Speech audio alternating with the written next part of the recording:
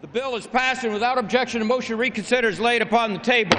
6 months after it was due, the U.S. Congress finally passed a budget for 2011. And despite claims of both Republicans and Democrats, the deal, which cuts $38.5 billion in spending, will reduce the deficit. Congressional Budget Office analysis shows it won't. In fact, the CBO estimates once the cost of fighting the wars in Iraq and Afghanistan are factored in, the U.S. budget deficit will actually increase by $3.3 billion. But this year's math isn't the only fiscal fight going on in Washington. This is the path we're on. This is the path the president keeps us on. A bleak fiscal future. That's what the architect of the Republican proposal says will happen if President Obama's plan to reduce the U.S. budget deficit and mounting debt are enacted.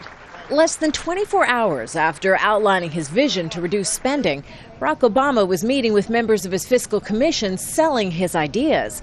In 2012, he's looking for, among other things, eliminating tax cuts for America's rich. It's not appropriate for us to ask for sacrifices from everybody except for the 2% of Americans who are doing best. But rather, we should ask everybody to participate in this effort to get our fiscal house in order. Republicans argue the president's plan is about his re-election campaign, dubbing him the campaigner-in-chief. They say his budget ideas are designed to lure voters. That this wasn't about building bridges. It was about partisanship. It was about basically what his 2012 election speech is going to be all about.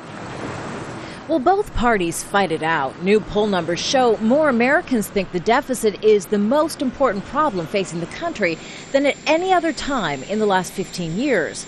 And with the presidential campaign heating up, it's a fight both parties want to win. Kimberly Halkett, Al Jazeera, Washington.